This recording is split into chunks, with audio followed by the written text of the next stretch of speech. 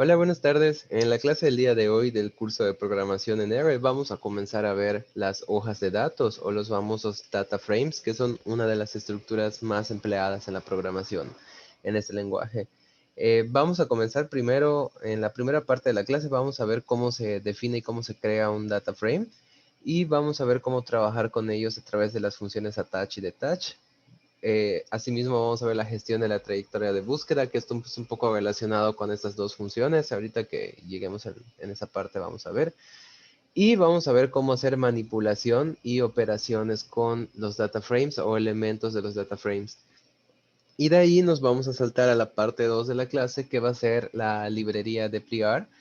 Vamos a ver en qué consiste esta librería y vamos a analizar cada una de las funciones que podemos utilizar con los data frames, que son la función select, filter, arrange, rename, mutate, group by, summarize y la función pipe.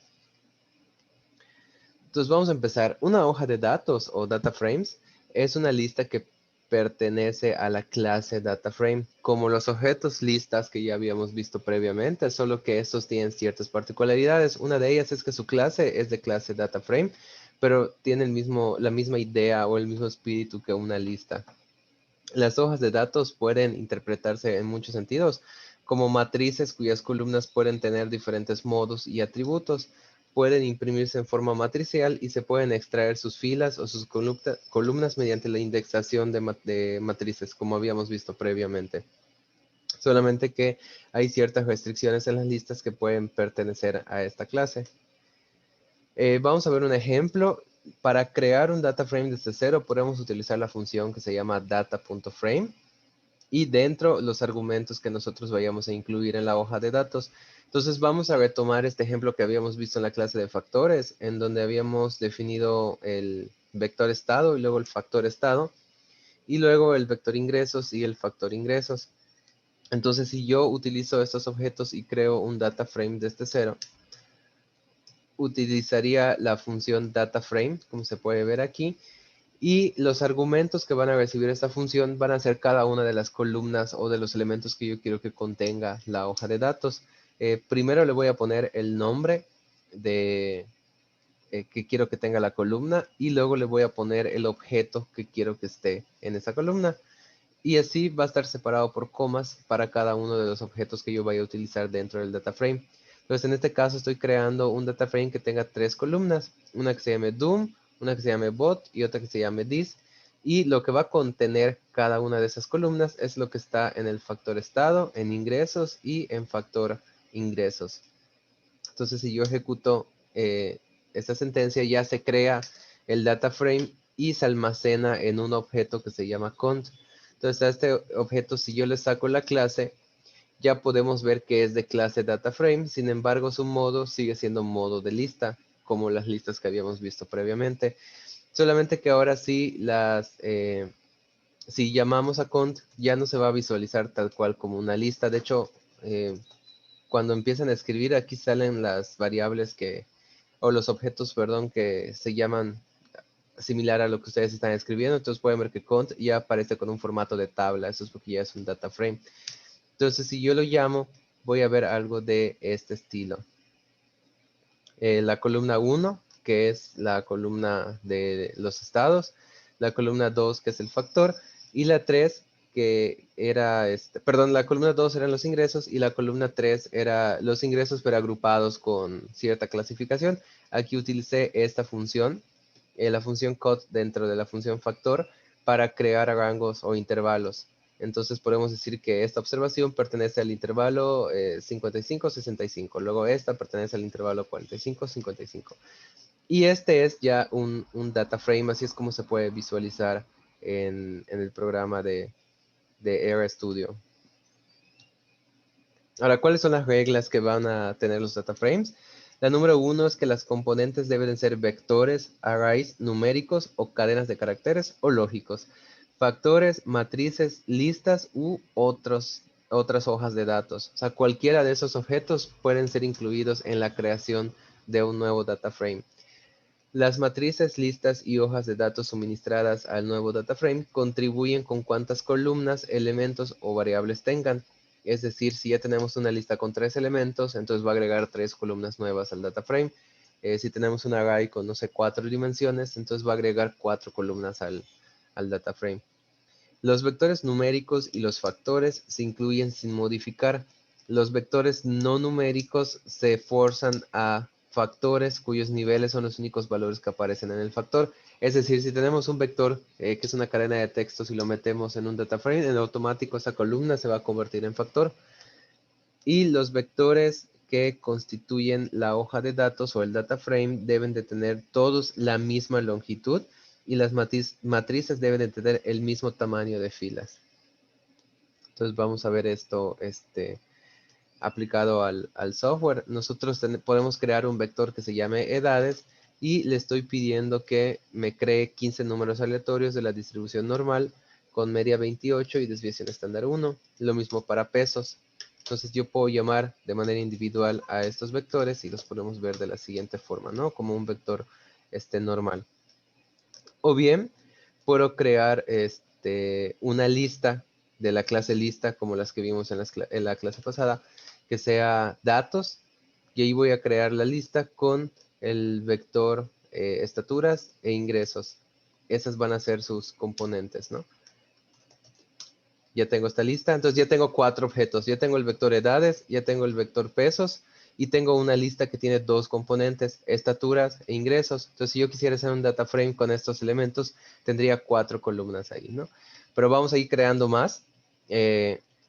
Voy a crear uno que se llama sobrepeso y lo que estoy haciendo es que sea un vector que me indique entre verdaderos y falsos si la persona tiene sobrepeso. Lógicamente aquí lo estoy generando, entonces no va a hacer sentido si lo quisiéramos comparar con el vector de pesos que generamos, ¿no?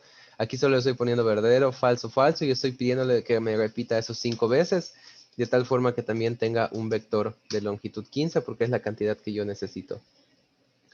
Estoy creando una matriz de 1 por 30, perdón, cuyos elementos van a ir del 1 hasta el 30 y va a ser de dimensiones 15 por 2. Entonces, si llamamos a esta matriz, la podemos ver de esta forma, ¿no? Tiene también 15 números de filas, que es lo que necesitamos para que sea compatible. Se dan cuenta, todos los objetos que estamos creando tienen o 15 filas o 15 elementos. Estoy creando un vector que se llama status, en donde le pongo egresado, estudiante o pasante, y también, de nuevo, esto es generado. Le estoy pidiendo que me lo cree 5 veces. Y luego estoy creando otro objeto que se llama vectext. Entonces, ahí es aplica, no aplica. Igual le estoy pidiendo que me lo cree 5 veces. Y ahora, con todos estos elementos, yo voy a crear una hoja de datos. Entonces, aquí es cómo funciona. Tenemos la función DataFrame y dentro vamos a ir suministrando los objetos que vamos a querer, pero primero ponemos el nombre que queramos que tenga. Entonces, nosotros podemos no poner este nombre y poner directamente los objetos, como este que se llama datos, este que se llama matriz. Aquí sí le estoy poniendo un nombre, le estoy diciendo que se llame status, y aquí le estoy poniendo un nombre, le estoy diciendo que se llame beca. Si yo creo esta hoja de datos con todos los objetos previamente vistos, que son los que mencionamos, ya tendría algo de este estilo. Entonces ya tengo la columna edades y pesos, que fueron los primeros 2 vectores que creé.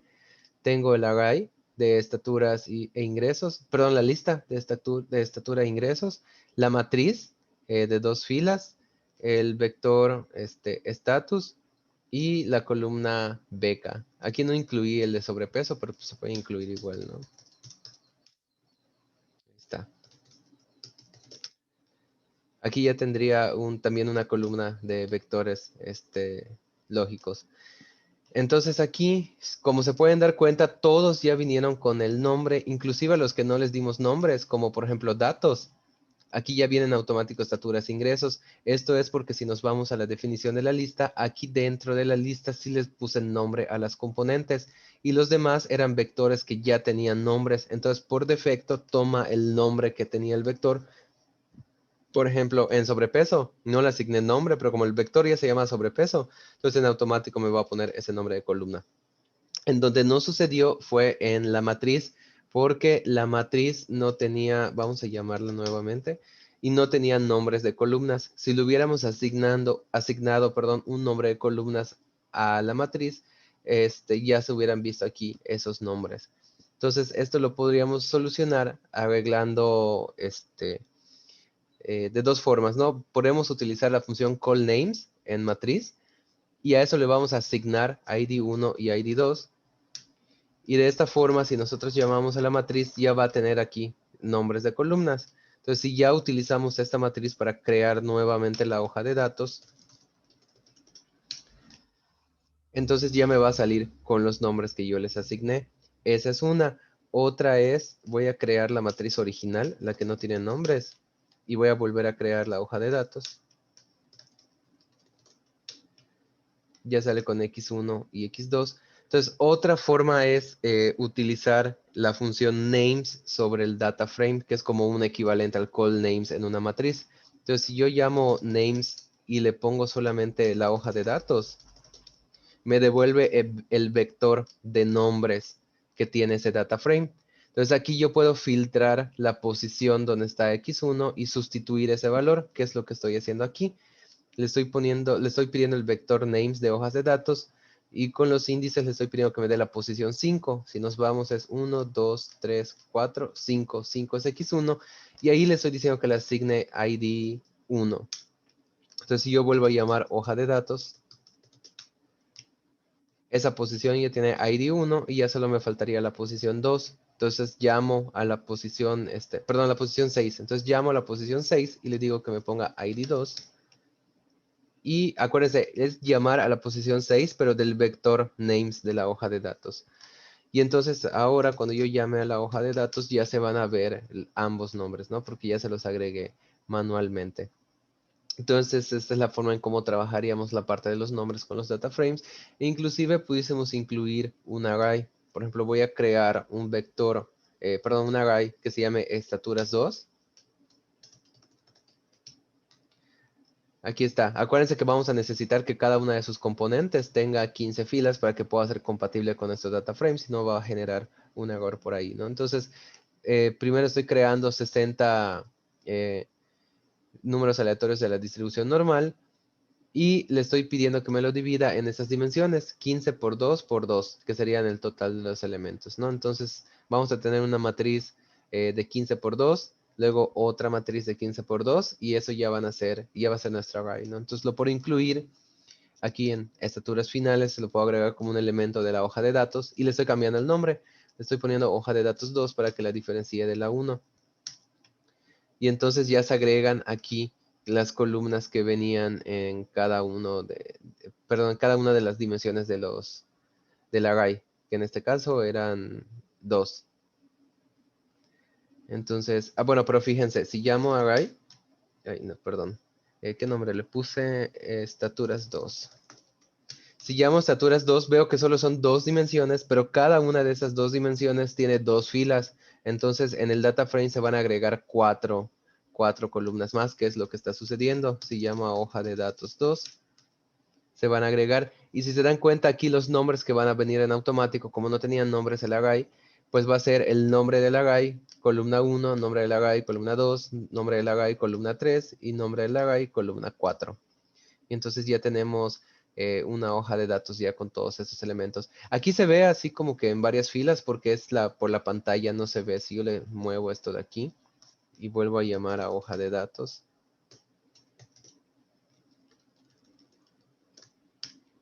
Ay, escribí mal. Ya se alcanza a ver una más. Pero como son nombres largos, pues ya no se ve toda. O sea, no significa que estén dos líneas, sino que sigue siendo una misma tabla, ¿no? Solo que como no da, lo muestra de esa forma. Ok. Entonces, esas son las reglas para ir trabajando con las hojas de datos. Otras formas de construir hojas de datos serían con las funciones readTable, readCSV y otras más, pero esas las vamos a ver hasta en la siguiente unidad cuando estemos viendo cómo leer información externa de R. Usualmente con la función readCSV podemos leer archivos separados por comas y en automático ya se convierten en data frame. Pero luego hay otras funciones como readXLSX que lee archivos de Excel que no necesariamente crea objetos de tipo data frame, ¿no? Pero eso va a ser tema de discusión de la siguiente unidad. Entonces, Podemos ver qué pasa si le metemos un vector más corto. Por ejemplo, voy a crear el vector carrera y, ay, puse X carrera. Lo que está haciendo es que me está repitiendo 3 veces las carreras que yo les puse. Entonces estas no llegan a la dimensión, a las 15 filas, ¿no? Entonces si yo llamo un data frame 3, una hoja de datos 3, y creo el mismo data frame, pero incluyo el vector carrera, entonces me va a generar un error y me va a decir error en data frame. Los argumentos implican número diferente de filas. El original tiene 15 y el que le estás intentando ingresar tiene 9. Entonces no va a hacer nada, solo les va a marcar un error, ¿no? Inclusive con matrices podría pasar. Si yo creo una matriz de 10 elementos y le intento ingresar en el data frame, me va a marcar un error porque no tiene las 15 filas. Por ejemplo, en este caso, creé matriz C. Y es una matriz de 2 columnas y 5 filas nada más. Entonces si yo pongo aquí matriz C, ya me sale aquí la otra. O sea, ya me dice que los argumentos implican un diferente número de filas. Entonces el original tiene 15, el vector que estoy intentando meter tiene 9 y la matriz solamente tiene 5. Entonces no puede ingresarlas porque son compatibles y por lo tanto no se ejecuta la instrucción. Ok. Ahora vamos a ver cómo llamar a las componentes de una matriz, perdón, de un data frame. La notación del signo de pesos que utilizábamos para el componente de las listas aplica también para los data frames. Por ejemplo, si yo pongo hoja de datos, signo de pesos, edades, recordemos que nuestra hoja de datos es esta de aquí y tenemos una columna que se llama edades. Entonces yo puedo poner hoja de datos, signo de pesos, edades, y voy a estar llamando solamente a la columna de edades y podría estar llamando, haciendo operaciones con estos. Por ejemplo, si quisiera construir el índice de masa corporal, pues puedes utilizar la columna pesos y la columna estaturas y tendría que ir haciendo operaciones con ellas, ¿no? Entonces así es como yo pudiese acceder, aunque esto a veces, dependiendo del nombre del data frame y del número de columnas que tenga, pudiera ser un poco complicado. Podemos tener, generalmente las columnas se abrevian en algo que entiendas o que te dé referencia de lo que significa dicha columna, entonces puede generar confusiones.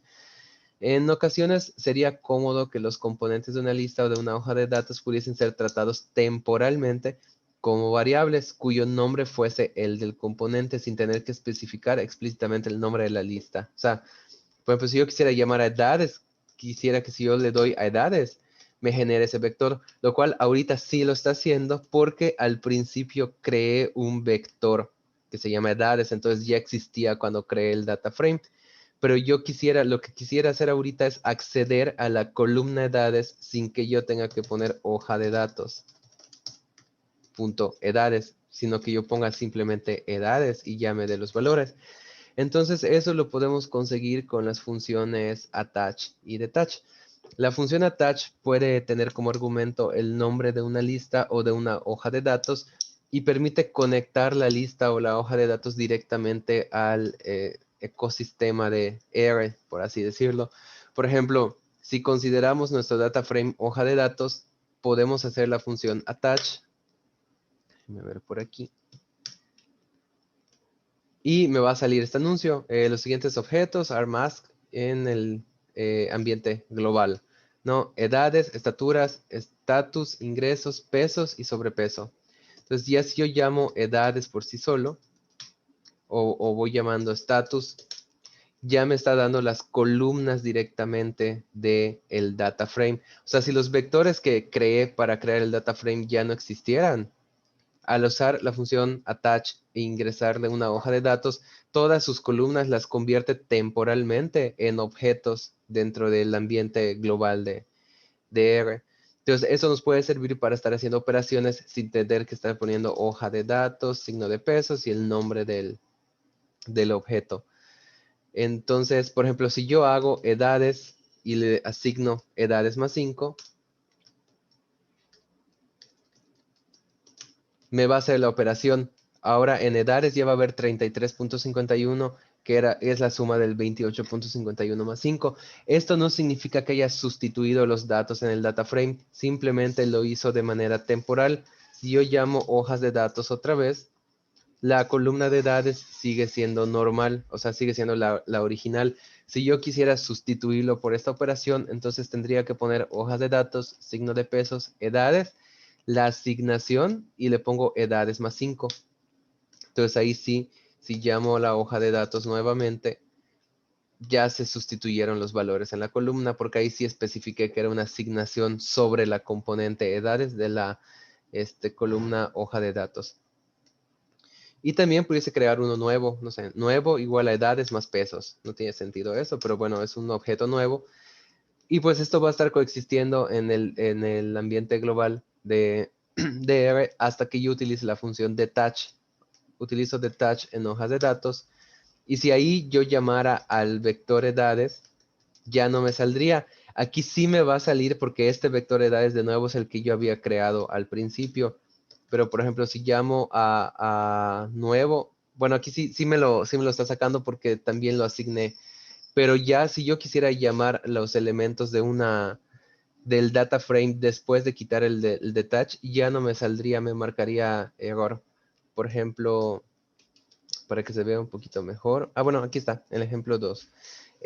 Estoy creando un data frame que se llama ingresos, pero aquí ya no creé vectores para crear ese data frame, sino que directamente en el argumento definí lo que quiero que contenga. Entonces, el ingreso fijo, quiero que sean 10 números aleatorios de la distribución normal, y el ingreso variable, quiero que hayan 10 números aleatorios de la distribución normal, ¿no? Entonces, yo tengo este data frame. Si yo llamo ahorita a ingreso fijo, me dice que el objeto no existe porque no está creado. Tendría que hacer ingresos, que es el nombre del data frame, signo de pesos, ingreso fijo, y ya me crea, o sea, bueno, ya me muestra el objeto.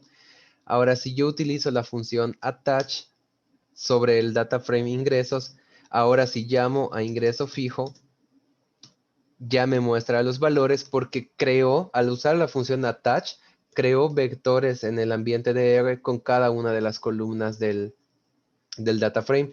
Y entonces aquí yo puedo ir haciendo operaciones. Por ejemplo, puedo sumar ingreso fijo con ingreso variable para ver cuánto sería el ingreso total. Entonces, de nuevo, esto solo me hace la operación, no lo almacena en nada. Si yo lo quisiera almacenar en una nueva columna, tendría que poner ingresos, signo de pesos, el nombre de la nueva columna y hacer las operaciones. Entonces, cuando yo llame a ingresos, ya va a aparecer una tercera columna que se llama ingreso total, que me está sumando el ingreso fijo y el ingreso variable. Y si después yo le doy la función detach a ingresos, cuando yo intente llamar ingreso fijo nuevamente, me va a decir que no existe porque ya desconecté la base y dejaron de existir las variables que temporalmente había creado. Y pues bueno, esto puede ser útil cuando estamos analizando datos, no necesariamente lo tenemos que utilizar, pero sí puede llegar a tener un poco de utilidad. Después de dar el detach, inclusive la columna 3, fue la que creamos, esa sí sigue apareciendo, pero porque hicimos la asignación. Entonces, con asignaciones, no importa si ya hicimos el attach o si ya hicimos el detach, porque fue una asignación y eso sí lo hace R, dependiendo de la que nosotros le hayamos dado. Lo que deja de existir son los objetos de las variables que crea R con las columnas del data frame. Y pues bueno, esto lo podemos monitorear de dónde está sacando esos objetos R con la función search, que creo que me adelanté un poquito. Si yo aplico la función search, me va a sacar toda esta lista. Estos son los espacios de trabajo que R está utilizando para buscar los objetos. Primero está el ambiente global, que es donde se almacena todo lo que estamos haciendo en esta sesión actual. Y luego empieza a buscar por librerías. Por ejemplo, acá tiene objetos en la librería dplyr, tiene objetos en la librería rmysql y así. Entonces, si yo hago la función attach ingresos y vuelvo a dar el search, ya me sale como segunda opción un nuevo ambiente que se llama ingresos. O sea, está el ambiente general y está el ambiente ingresos. Entonces, en este ambiente ingresos es donde se están creando los objetos que forman parte del data frame ingresos, perdón.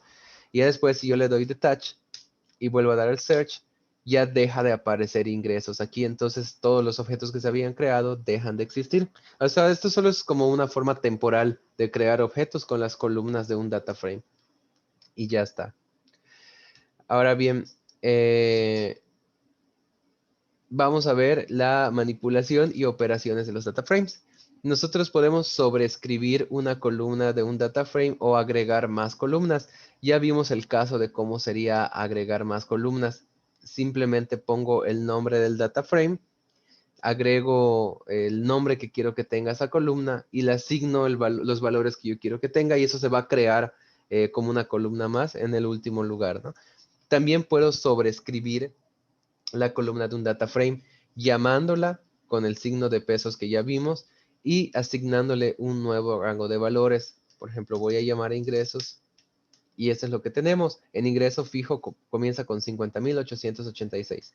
Entonces yo puedo decir, ok, llámame a la columna ingreso fijo y sustitúyele 10 nuevos números aleatorios de la distribución normal, pero ahorita quiero que tenga media de 30,000 y desviación estándar de 500.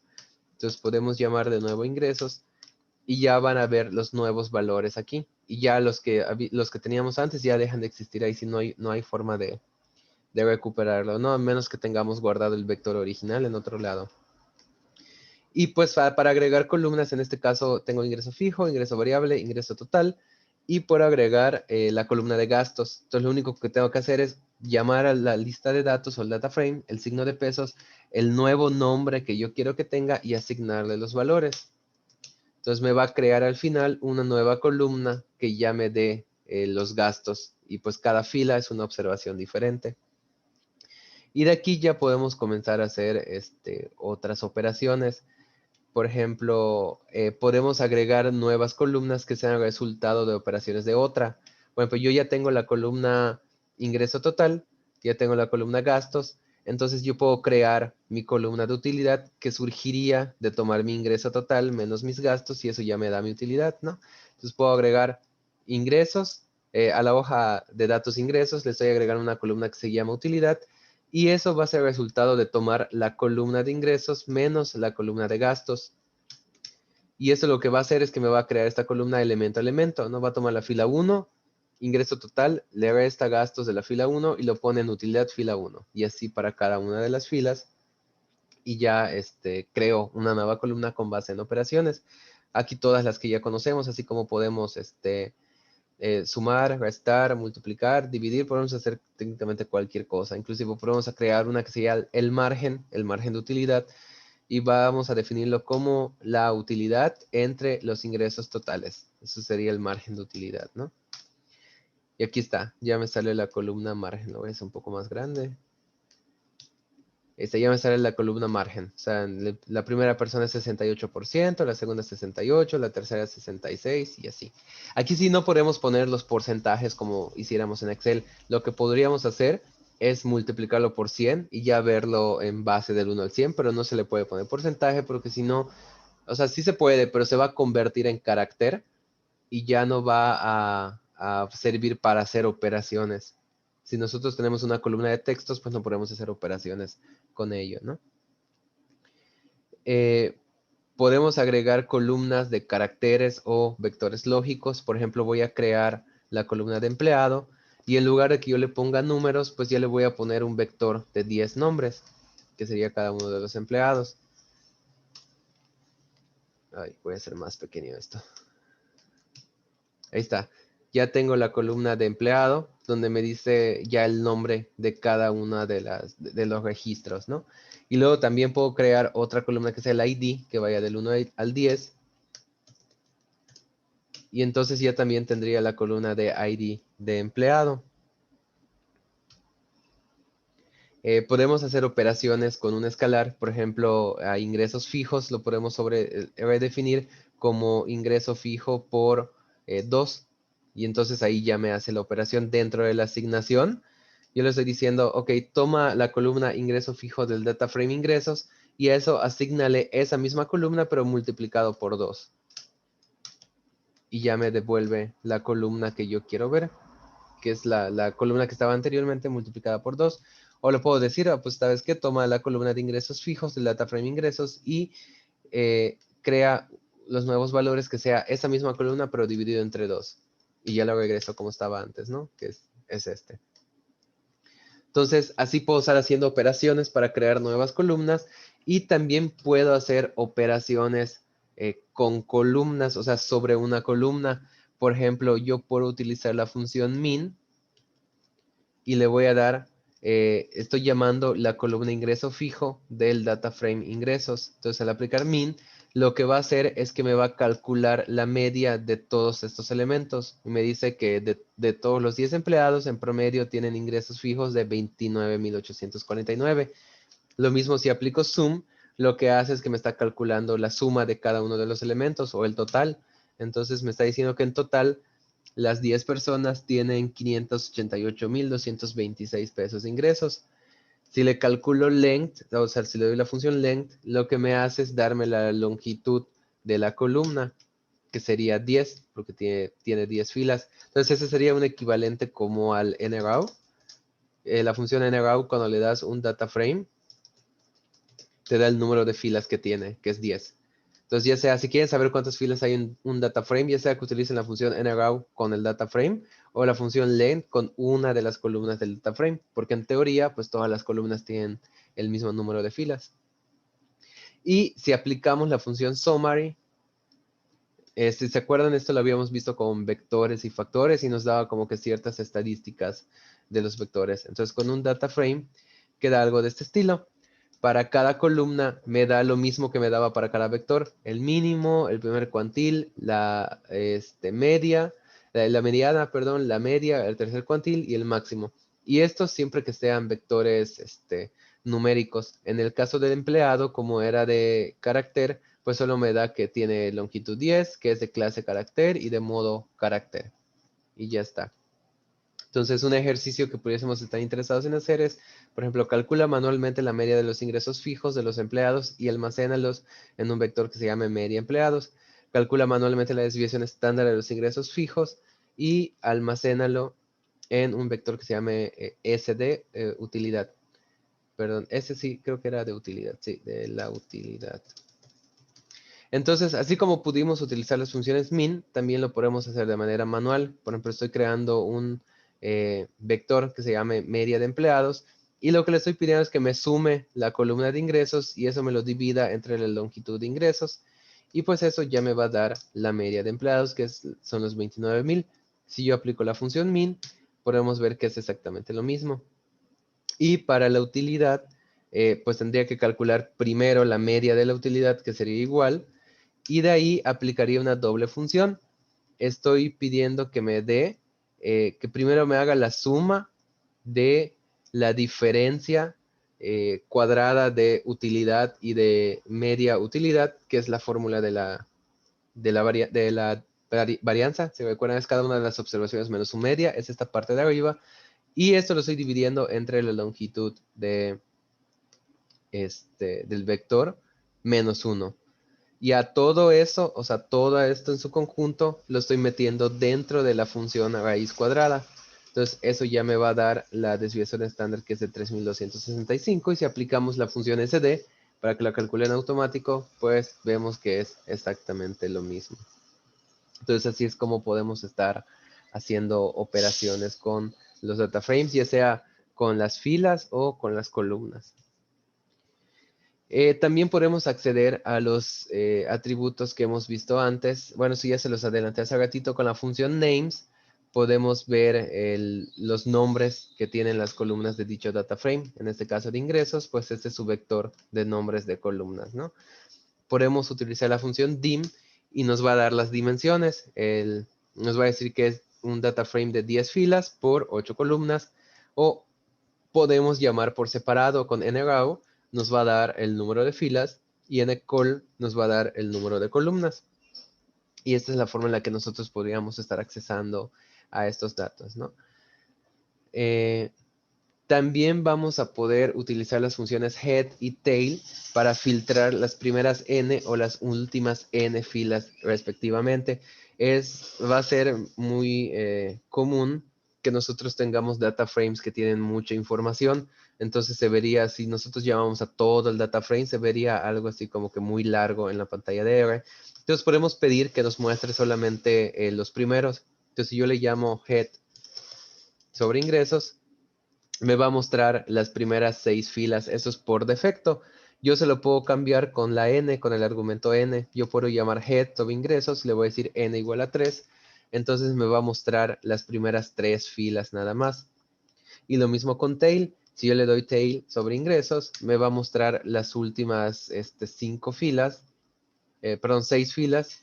Y también le puedo cambiar a que me muestre solamente 2. Entonces si le llamo tails sobre ingresos, con n igual a 2, entonces me va a mostrar las últimas 2 filas. Entonces esos son como que los 2 filtros como más rápidos que nosotros podemos hacer, pero también nos podemos ir complicando, ¿no? Con los filtros de indexación o con los índices. En este caso, los filtros con índices se van a comportar diferente, algo similar a las listas. Puedo llamar, por ejemplo, a ingresos y voy a utilizar corchete sin nada, solamente el número. Y lo que me va a dar es la primera columna. O puedo llamar a ingresos y pongo la coma y le pongo la columna, el número de columna que yo quiero, que es 1. Y también me va a devolver esa columna. Y también puedo filtrar con el nombre de la columna. Puedo poner ingresos y entre corchetes y entre comillas pongo el nombre de la columna y también me va a devolver ese vector o esa columna del data frame. ¿Cuál va a ser la diferencia? Que en el primero, si yo le aplico la clase, veo que lo que me está devolviendo es un data frame, mientras que en el segundo, si yo le aplico la clase, me está devolviendo algo de tipo numérico, es decir, que es un vector. Los dos me filtran lo mismo, solo que el primero, el resultado de ese filtro es un data frame y en el segundo, el resultado de ese filtro es un dato numérico. Por ejemplo, puedo llamar un vector, en lugar de que yo ponga solo 1, pues pongo el vector 1 y 2, y esto me va a devolver un data frame con las primeras 2 columnas, o las columnas 1 y la columna 2, y si yo le agrego la coma, en este caso ya me va a devolver también un data frame, porque ya le estoy pidiendo 2 columnas, entonces ahí ya no es una. Sería solo en el caso donde estoy pidiendo un único elemento que cambiaría. De hecho, podemos darle como que la clase a estas dos. Ay, ¿qué hice? Aquí está.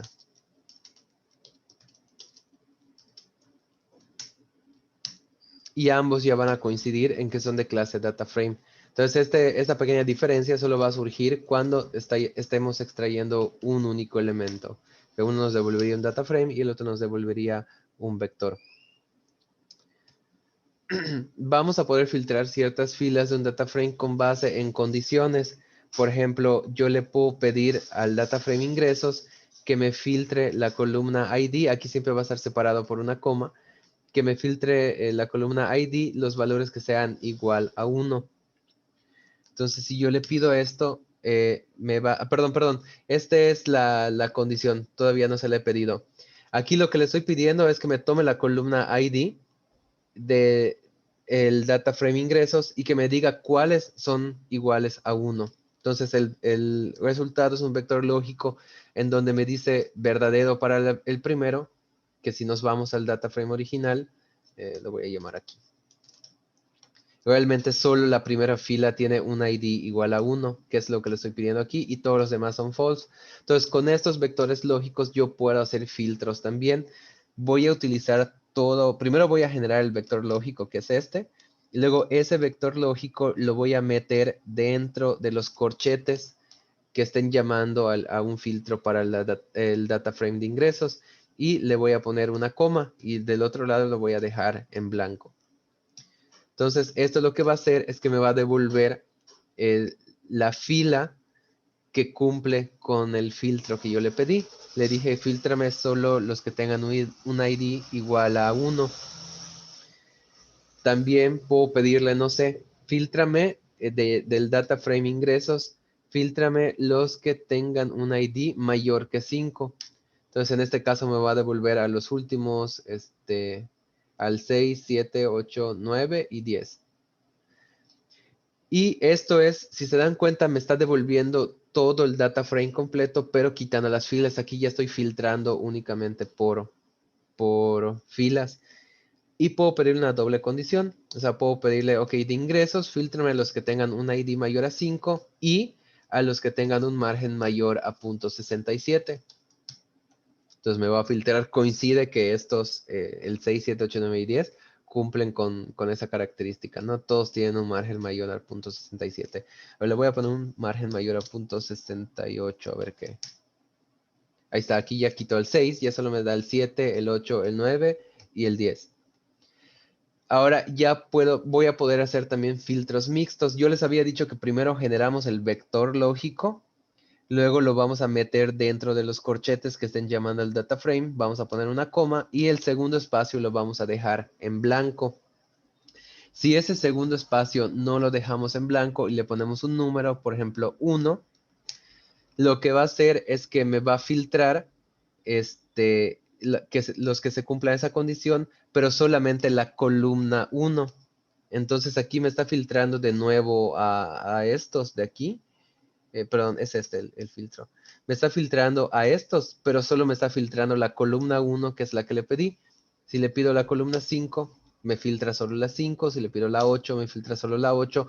Pero siempre y cuando se cumplan estas condiciones en las otras columnas. Incluso le puedo pedir que me filtre 2, que me filtre la columna 3 y 4. Y entonces aquí ya me hace un doble filtro. Me filtra por columnas y me filtra por filas también.